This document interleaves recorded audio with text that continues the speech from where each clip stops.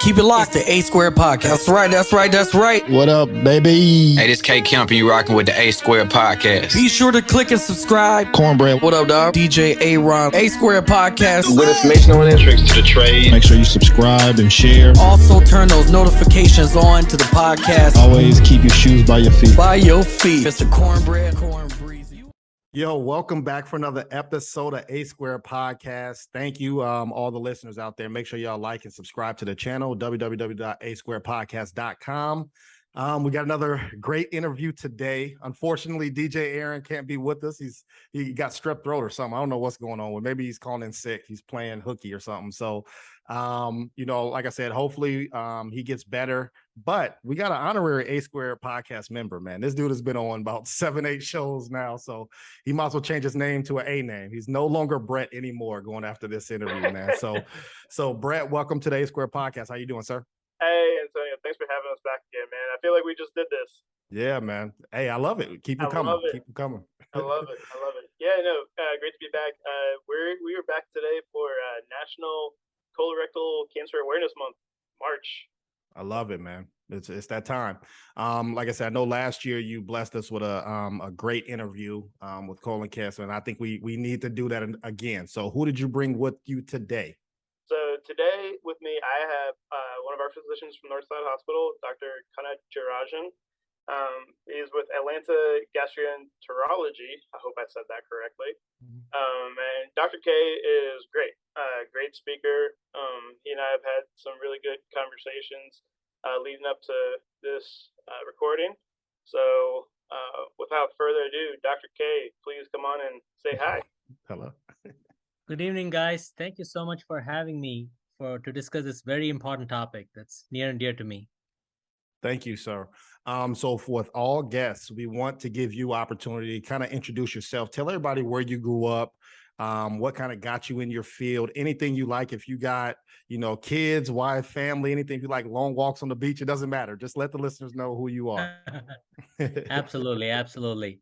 Again, my name is Dr. Nanda Kanagarajan. And like Brett said, most doctors here, most people call me Dr. K here. So I've gotten used to the name, but I grew up in the southern part of India. My parents were, my dad was a college lecturer, and I grew up, academically doing well, and I got interested in medicine, going into medical school in India. And after I finished it there, in one of the very prestigious medical schools there called Madras Medical College, I came over here for my postgraduate education. I did my training in Philadelphia, in Hahnemann University Hospital, which unfortunately is no longer there anymore. But after that, I went into further training at University of Massachusetts for an additional year of training after doing my gastroenterology fellowship to do additional work in cancer detection and staging and additional procedures in the bile duct and pancreas. And after that, I've been here in the Atlanta area since then for the past 10 years, working in various Northside hospitals, as well as part of a very large, one of the largest Southeast GI groups in the country called Atlanta Gastroenterology. I'm loving my job here. Great people, great folks, great part of the country.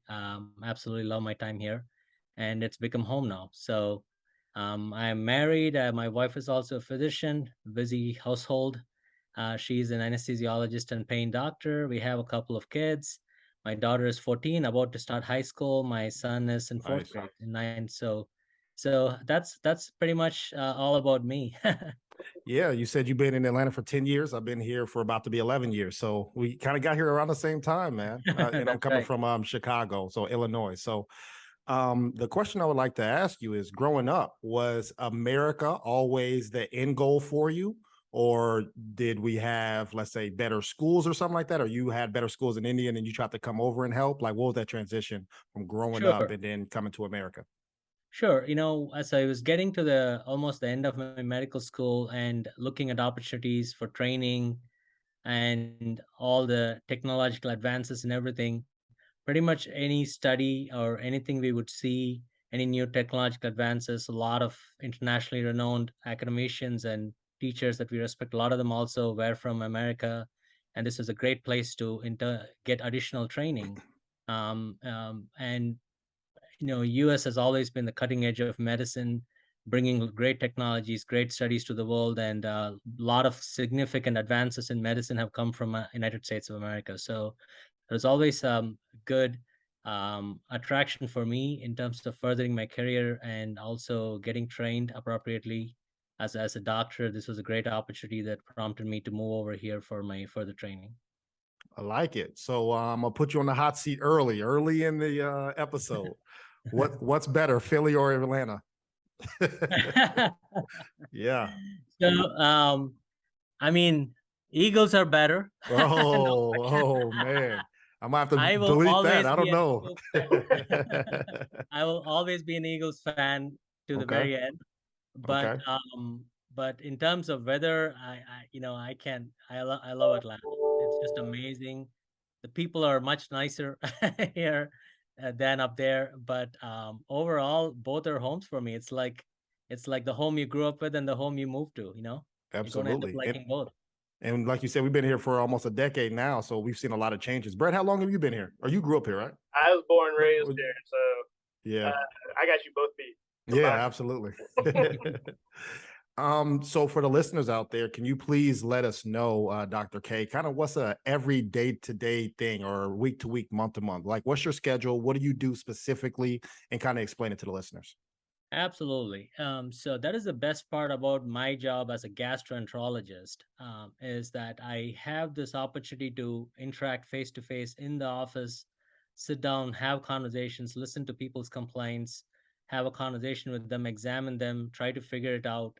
But also, once I find that they have an issue, I have this great opportunity to schedule them for a procedure of some sort, and not just send them away for a scan alone, but actually do an endoscopy or a colonoscopy or a bile duct procedure called ERCP, and immediately either get them relief or find what's wrong, what's ailing them, and kind of getting that to a conclusion. And a lot of times take care of the problem then and there while we're doing the procedure.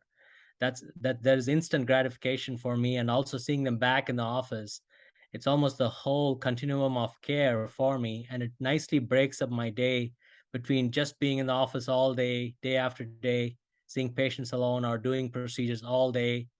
This gives me a nice mix of face-to-face time and also technically challenging myself and also being able to help them instantaneously. So my days vary between days when I spend in the office or days when I'm just doing procedures, either endoscopy, colonoscopy, or additional procedures, and kind of going back and forth. So that's kind of how it goes for the most part. And then there are call weeks where we are taking care of inpatients in the hospital who come in with all sorts of problems when they have anything to do with their GI tract. We get consulted on them, and whatever needs to be done for them, we take care of them. So we all the gastroenterologists take turns being in the hospital, taking care of people as well, and also outpatient work. So it gives me a very good mix of being in the thick of everything in the hospital with patients bleeding from ulcers, vomiting blood, or being very sick, to just talking about reflux with someone and trying to get them better over months. So I love that. I like it. I would like to know, I guess, what are some common ailments that you see or things that you like, my stomach hurts, and that could be different things or it has to deal with the colon. So I would like to know some common, let's say, traits that you see coming in. First, I'll answer that first. So what are some common things that you get every day? Sure. Some of the commonest things that I see are people who have acid reflux problem with heartburn, difficulty swallowing, or having stomach pain in the upper part of the lower part of the abdomen. And also the next most common thing we probably see are people who have any sort of bowel issues. Either they are constipated, they have diarrhea, they have severe abdominal cramps or pains. So these are some of the common things that come to us as gastroenterologists. And as gastroenterologists, we also take care of the liver. And so anything to do with the liver, also they come to us as well. Gallbladder problems, even though we do not do gallbladder surgery, they do kind of come to us when they have pain and discomfort, and we diagnose it and get them to a general surgeon or a specialty surgeon to take care of the problem once we diagnose it. Okay, so with those symptoms, what are some ways to mitigate that? Is it diet, exercise, obviously maybe alcohol, drugs? Try to figure out what they're doing to get this to this point, or is it more like you just have cancer and we have to move forward? Sure.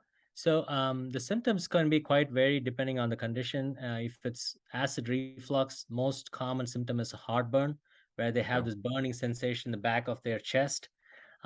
Sometimes it can lead to ulceration and narrowing in their esophagus, which can lead to trouble swallowing. That could be a problem. And even untreated acid reflux can lead to precancerous tissue in the esophagus, can lead to esophageal cancer down the road. So that is a very common condition, and then people with constipation, for example, if they've been going pretty regularly, all of a sudden they've noticed that their stools are getting thinner, they're having more trouble evacuating, they start hurting when they go, it may be a sign of cancer. So we look into that as well. So it all depends on which GI tract area that's affected, and that'll lead us to the specific tests to figure that part out. And like you said, all of those have a direct impact. I feel that of all the different systems in our body, GI tract, since it's directly exposed to food and lifestyle, we drink, we smoke, and the smoke, tobacco gets into your upper GI tract in your esophagus and your stomach. And, food, what we eat, has a direct impact on how our bowels work. So I feel like of all the different things, lifestyle, diet seems to have the biggest impact on GI system more than any other part of our body. The diet. I agree. Do you see, I guess, more men or women, or do you see kids? You see older adults? What's kind of the range and gender that you feel like constantly keeps coming in? Sure. So I'm an adult gastroenterologist, meaning that my training was in taking care of adult, by definition, somewhere between 17, 18 and above. Okay. I do not take care of kids myself, but there are pediatric gastroenterologists who take care of kids. And as I would say, it's commonly probably a combination of both men and women. I think that probably I see a little bit more women because I feel like there is definitely a lower rate of men coming into doctors' offices unless their spouse or someone else drags them in, or until it gets more severe.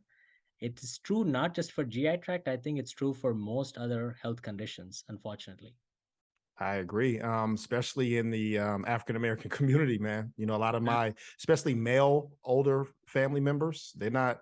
You start talking about colons and all this other stuff. No, we're good. We'll figure it out later. And You I know, think and that's something you've touched on in the past too. we have. Yeah, there's that stigma around it. Right. And So is there any encouraging words that you would say, no, like it's not as scary, or anybody can, get colon cancer or anything like that, but it's okay, go get checked out? Is there any encouraging absolutely. words? Okay. Absolutely. For example, in African American community, it has the highest rates of colon cancer among all the different races, and they're 25% more common than whites in terms of cancer for African American men, 20% more common in African American women than whites. So the death rate is also 50% higher. So there are a lot of different factors. And for stage, when you find someone with cancer, it seems to be much more aggressive and most invasive in an African American person than a non-African American person. So of all the different races, I think colon cancer touches upon this community much more aggressively, and there are thought to be multiple factors for this. It's obviously like what you touched upon, just this reluctance to go to a doctor sooner, um, or um, or having less awareness or about the different screening modalities that are available. Always this thought that it has to be just one type of test and that's the only thing, and I don't want it, so I don't want to go to a doctor. So there are different barriers to getting screened for colon cancer, and it seems to be quite variable depending on where you are and what race you are, what sex you are, how old you are. It seems to be various different things for different people. Okay. I know, I'm sorry if I'm a ask for a stat. I don't know if you'll have it or not, but can you talk us through, let's say, okay, I'm an African American male and it's Mhm. not prevalent in my family, right? what's the age I should go to get checked out? And then could you talk about, I'm an African-American male and my father had it. My great aunt passed away from it. Like it's in the family. What's the age that you should go get checked out as well? Absolutely. Great question. And so, for in the past, at least 10, 15 years ago, when we recognized that the African American community seems to have a higher rate of the cancer itself, but also more advanced stages when we found them, we as gastroenterologists in our societies, we had dropped we had dropped the age of screening for African American community to 45 when everyone else was recommended to get a colonoscopy starting at age 50. But now, within the past maybe 2 decades or so, we've realized that the rate of colon cancer has literally doubled in the 20 to 25 to 49 age group. So now the current recommendation is to start everyone at age 45 if you are an average risk person, meaning that you don't have any family history of colon cancer. So there has not been any distinction between different races for the age when you start, if you're an average risk person with no family history of colon cancer. And then after that, if you have a family member with colon cancer, there seems to be a distinction in terms of the rates of your personal rate going up. If, let's say, your first degree relative, which is your sibling, your mom, dad, versus your second or third degree relative, great grandmother at age 85, for example, will not necessarily increase your risk that much higher, as opposed to your dad having colon cancer at age 50, which is considered to be a very high risk. In that situation where you have a first degree relative who's had a cancer at a young age, we usually start screening 10 years before the time that they got diagnosed, at whatever age they got diagnosed, or at age 40, whichever comes first. For example, if your father or older brother had it at age 47, then we would recommend that you start at age 37. Let's say your father had it at age 50, then we would start you at age 40. Right. Your second degree relative, or if you have multiple family members who may not be your first degree relatives, but if they all had colon cancer at various ages, you may be one of the rare 5% group of patients who may have a familial colon cancer syndrome, which is a genetic mutation in somewhere in their body that increases their risk of dealing with colon cancer. And that is a small percentage of the population. And we deal them at a very different, complex way, depending on what genetic mutation is, what is going on, with their family about other cancers. And that gets a little more complicated. Absolutely. But by and large, the main thing is really focusing on getting this. And most people don't. The main point I want to emphasize is that most people do not have a family history. Of all the people who are diagnosed with colon cancer on an annual basis, most of them do not have a family history. That is the main message. So saying that, hey, I feel fine, there's nobody in my family with cancer, that's great, but you still are not at any lower risk than the average person. And the average risk is about 4% lifetime risk for colon cancer. It's pretty high. If you take 100 people, 4 of them will get colon cancer. Absolutely. And we just got a message saying, Chadwick Boseman was 43. So that's Right. very true. I think the last time we talked about colon cancer, Antonio, it was right around the time that Chadwick Boseman had passed away. So it can really spring up anywhere. Right. Yeah. And I think when that happened, it kind of put people on notice that this isn't a money thing. This isn't a race thing. This isn't anything. Like anybody can get that. Absolutely. We have Dr. K on. I also wanted to ask you, first, I want to check on you, how you're doing. COVID happened. So how did the family, how are you doing during the COVID posture? Sure. So thanks for checking in. I mean, that's one thing that we don't ask ourselves as healthcare providers. How are you doing? We don't do enough of that. And we definitely became more aware of that during the stress of COVID. And as a family where, when we learned about COVID, we learned that it was spread by aerosols, meaning by, coughing or those droplets and all that. And so there was concern about that. And my wife is an anesthesiologist, and I'm a gastroenterologist who works in people's mouths. So it was obviously very scary for us Yeah. until we learned more about that. And so it was a little bit of a scary time for our family together. I got my will done for the family. Both of us went and got our wills done and made sure that our finances were in order, which we had been postponing due to work or whatever thing. So that we got all that done, and knock on wood, we've all done well. And most of my colleagues and patients, and most of them have done relatively well compared to how scary the situation looked like.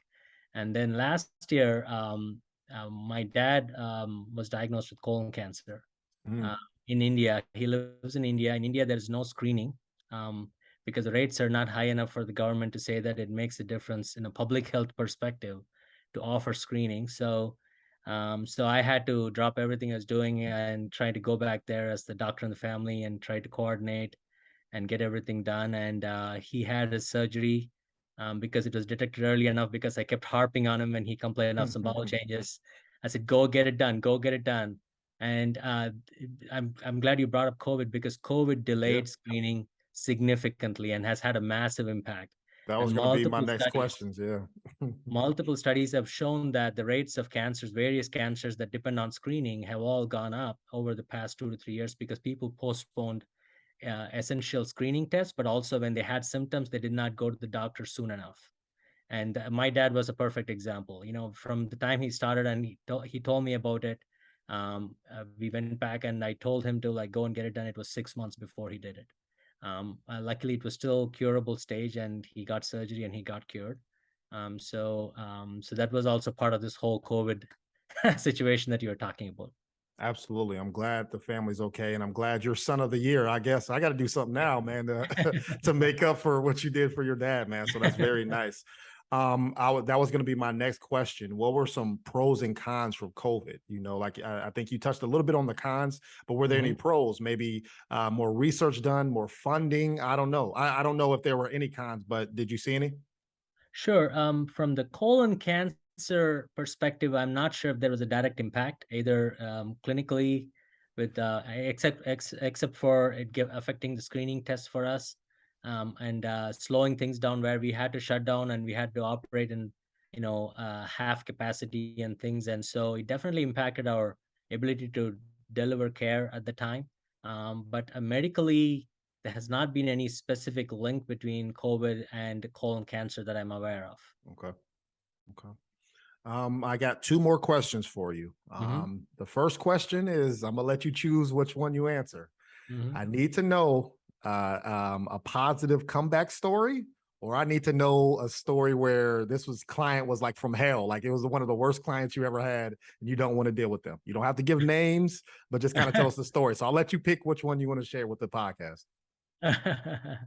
So how about a feel-good story There we for the go. We'll March, take it. for the Colon Cancer Awareness Month, right? Yes. So this was a young 28-year-old man, just talking about men not wanting to come to doctors, lived in a different part of the Atlanta city, and he had just come to visit his in-laws, had noticed some rectal bleeding that they had noticed, and he and his in-laws, his wife and his in-laws forced him to come to the hospital, and he got admitted on a weekend when I was on call. And he did not want to get admitted. He wanted to just go home. He was 27. His wife was expecting in 1 week. She was supposed to deliver their first baby. And on examination, and I saw that some of his blood counts were slightly off, and I said, you're 27, this is not hemorrhoids, or if it is, this is something about your story is not right. And I said, yes, you're here on the weekend Friday. Well, Monday first thing we'll do your procedure. He said, no, I can't be here for 2 days. I had to go back home. I came to visit my in-laws. And we decided, okay, how about we came up on a compromise. I forced him to stay back one more day. We brought the team in. We did an elective colonoscopy like this on a Saturday, and he had colon cancer. 27-year-old, no family history, nothing. Man. Expecting his first baby in 1 week. And luckily, he was early stage. We got him operated on. We took care of it, and I saw him for his follow-up colonoscopy 5 years later now, and he's expecting his third baby.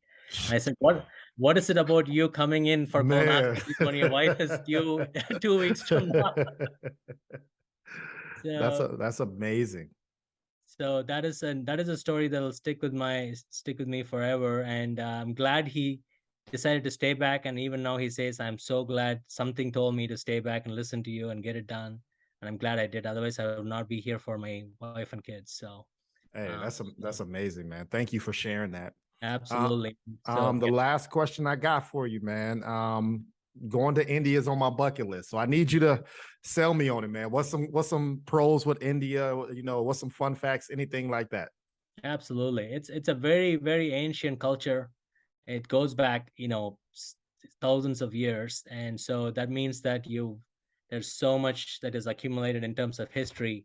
Uh, Here, coming from India, when I moved to this country first, and I saw the word historic, and they'll say 1887, I'll kind of laugh. I'll say Yeah, half the houses there in the street I lived were that old. yeah, yeah. So it's like that. So it's very very cool to have such an ancient culture, language, religions, and the main thing is that it's a very diverse country with 15 different national languages, and I personally cannot understand another person who speaks another language. There, the languages are different, the scripts are different, the food is different. It's almost like going to 15 different countries. Mm. A lot of variations, and just like in America, there's like the very cold areas, there's the very hot areas, the beautiful beaches. It's got everything, and just a very very friendly people. You'll if when you go, you'll absolutely love it. I love it, man. You sold me, man. Brett, do you have any questions, man, for Dr. K? No, no, just really happy that Dr. K was able to join us today. It is National Colorectal Cancer Awareness Month, so being able to spread the word, make sure everyone, pays attention to their bodies and gets screened. It was the third most common cancer out there. Dr. K has already spoken to how common it is in people. So get those screenings done. I wish it was an easy screening. It's just that getting a colonoscopy is very involved, so it does require the commitment of the individual to come in and get it done. But I can't stress the importance behind it. Right. And the best test is the test that gets done. Yeah. So be it a stool test or be it a colonoscopy, going and getting it done. But after advocating it and making people go through the prep forever, I had to do it myself after my dad got diagnosed with colon cancer. I had 4 polyps, precancerous polyps that had to be removed. And it was the easiest thing ever. The preps these days are unbelievably good. It's literally 1 cup the night before at 6 o'clock, 1 cup the next morning at 2, and just hydration. That's it. Yeah. That's it. That's all it took. Take that cup at night. Make sure you just stay by the bathroom. Yep. Yeah. Exactly. Just one night. I worked that day. I got home. I did that night. I woke up one more time. The next day I went in, half an hour of an amazing sleep, and it was over before I know it. And I know I'm protected now. I don't have to worry every time I have a little cramp in the bottom of my abdomen when I eat something I should not have.